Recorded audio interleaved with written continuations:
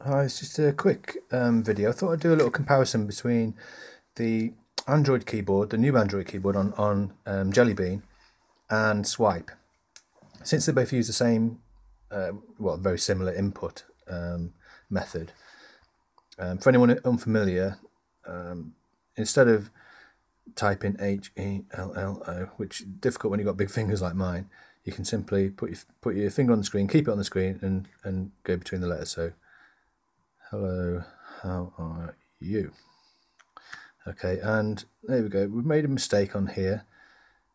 On the U, it is giving me options. Let's say I'd got the U wrong. It could be UPI or TIU. If you press and hold it, it gives you a load more options that, from the trajectory of your finger across the screen. These are the words that you could have been trying to make. So U is okay. So if you want to replace, we have to go replace, and there's the word we wanted, how. Okay, so symbols. The keys are very uncluttered on the Android keyboard. It's only the numbers that are along the top row.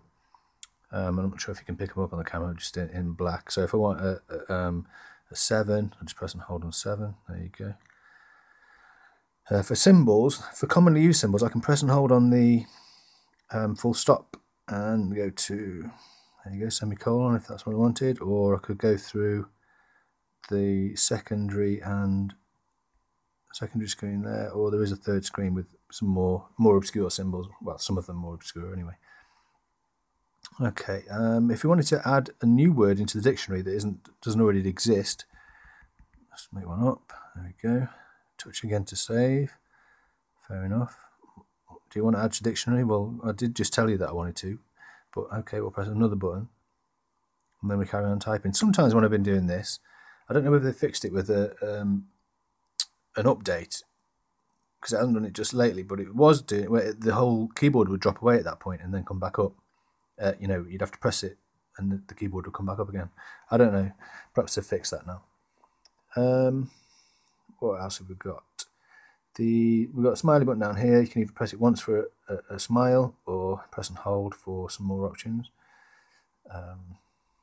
The swipe input method is very quick. So there is a voice input method, but I don't really use it because it's so quick swiping anyway. But just to show you how it works. Hello, this is a test of the Android keyboard.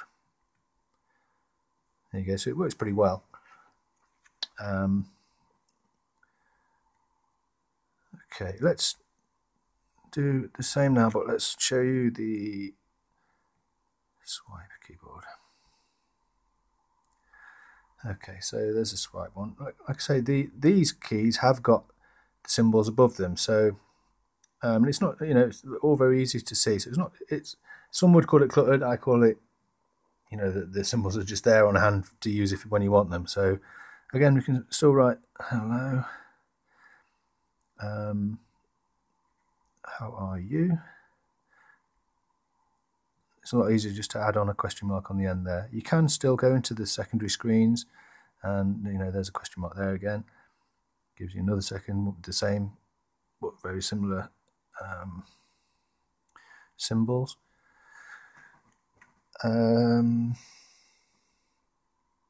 If we want to go back now, so let's say we've got one of those words wrong. So let's say the how, we wanted a different word. Instead of on the Android keyboard, you have to double tap it and click replace and then choose from a list. It just gives you straight away underneath the possible words that it thinks you might have been looking for. So, okay, so if you press and hold, you can delete a word, but we don't want to do that.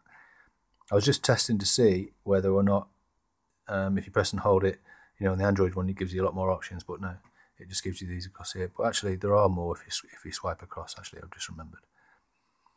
Okay, so what else have we got? Let's try the voice recognition. Hello, this is a test of the swipe keyboard.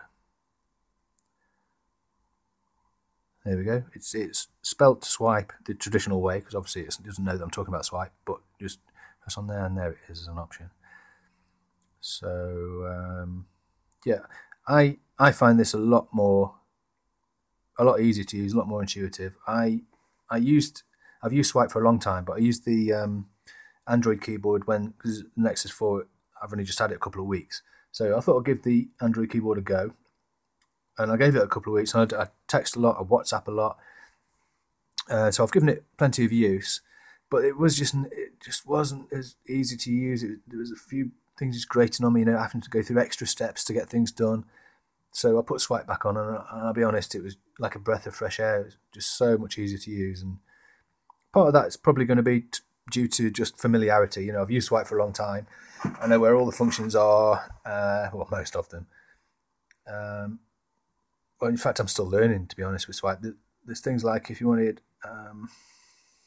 do the old hold on. Hello. If you want to capitalize that, you swipe from the swipe symbol to shift, and it gives you the option to either capitalize or completely capitalize the word. There's lots of little tips and tricks like that with Swype. It's too many for me to remember, really, never mind to teach you. So anyway, but it's a quick comparison between the two. They're both good keyboards, don't get me wrong, but I personally prefer Swype. But yeah, it's for you to decide, really, but there they are, side by side. Thanks very much.